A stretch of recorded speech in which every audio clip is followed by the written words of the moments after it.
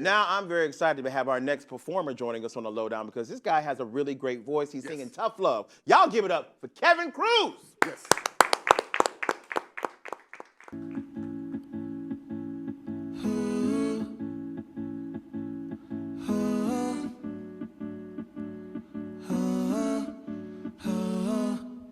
I placed myself a couple of times at the end of the line and I sighed. You can see I can see where it rises inside. Sat in the back of the bus a few times, always said that I don't mind, but why? You can see I can see where it rises inside. Overthinking what you do, asking the same questions, is it true?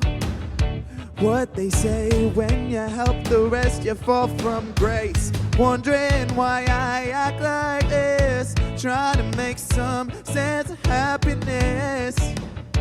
If this isn't right, how can I come back to my life? I think I've been nice enough, pleasing all who come along. Don't think that you are the cause. I need to show a little tough love. You say that I get too much. She says I don't care enough. Making assumptions where you walk. I need to show a little tough love.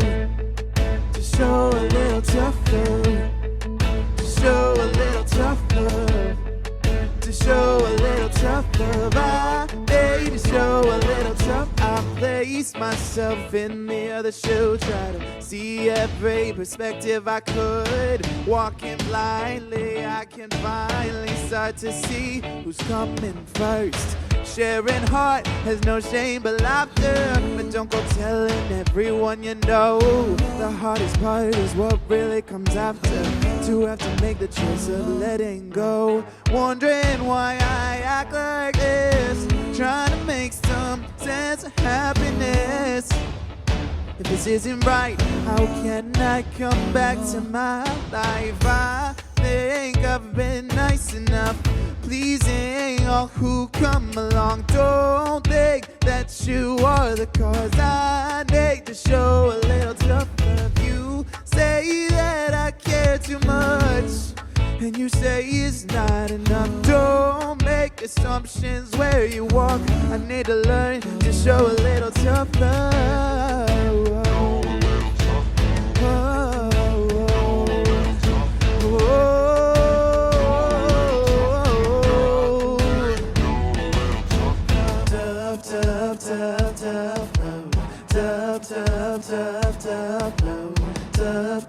Tough love. See what you get and don't be afraid. Take all this tough love.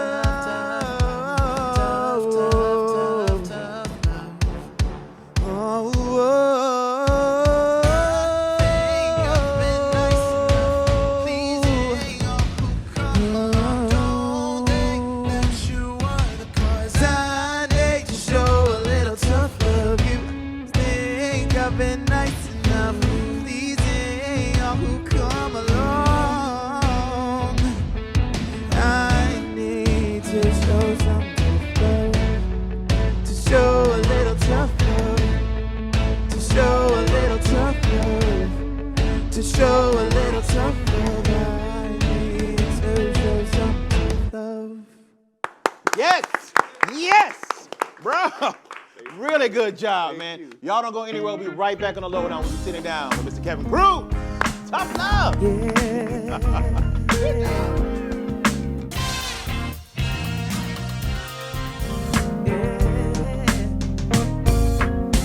All right. Welcome back, everybody. Still watching the Lowdown. We just had a fire performance by my man, Mr. Kevin Cruz. Yes. Yes.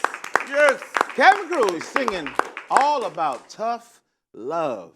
I, too, have been a victim of tough love, my friend. Yeah? Yeah, I date a Latin woman. But anyway, married that beautiful woman who I love each and every day, and I would never say anything disparaging about her again. Okay, anyway. No, beautiful song, by the way, man. Thank you so much. Now, Tough Love actually came from a real place. Yeah. Like, tell me how you came up with the song and what actually was the motivation behind it. Well, I was going through a lot at the time. I was in the process of moving, and I had some friends and some situations that kind of backfired on me. And it made Gotcha. me realize that I never really put myself first a lot. Uh-huh. So it was kind of my form of expressing that sometimes you got to show yourself some tough love. Sometimes you can't put up with what you're dealing with. Sometimes it's okay to take care of yourself. That's A right. lot of us forget about that. How you gonna love somebody else if you don't love yourself first? Yeah, that's Bro, I the read that on truth a right postcard somewhere. there. That's very profound. No, but seriously, what you're saying is if I don't take care of me first and kind of put myself first at times, I'm always going to be last. Yes. And you learn that in relationships, right? Yes. Yeah. But are you in a healthy relationship now, though? Oh, yeah, my boyfriend's over there. No, so Matt, how you doing? Okay. Now, who are some of your influences starting when you were younger, though? Because we all get influenced, I think. Like me, I'm influenced by Motown because when I was growing up, we would clean the house every Saturday and we would listen to some Motown, some of those, classical singers like that. Okay. Now, who were you influenced by when you were growing up? Honestly, one of my first big influences was when I was younger, Victor Manuel. Victor Manuel. Yeah. The way you said it, too. Yeah, all right. A lot of, like, Spanish-influenced music growing up, and I don't know, it carried on when I write my music now. So Gotcha. It's influenced by the Latin culture. Yes, exactly. If you will. Oh, man, look at you, bro. Now, are you working on a current project right now, or is that just a single you're putting out? Well, this is the current single that I'm promoting right now. It's close to being released. It should be released by the end of the month, hopefully. I'm just working on some production kinks to it still. But I'm just super excited. I'm trying to release this, and I have a couple other things lined up.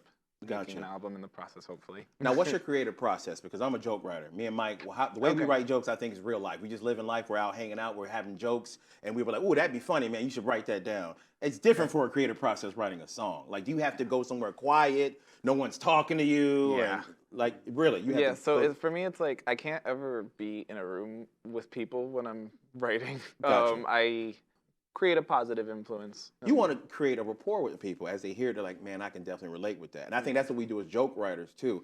We always write from a sense of self. Like, we always write about what's going on in our lives because when you do sing or you tell a joke about something that's happening in your own life, you tell it with a little bit more enthusiasm, and the joke tends to be a little bit better. So I think the same can be said about writing songs, right? Yes. Now, how long would it take you to write a song? Like a song where you're like, man, this is done.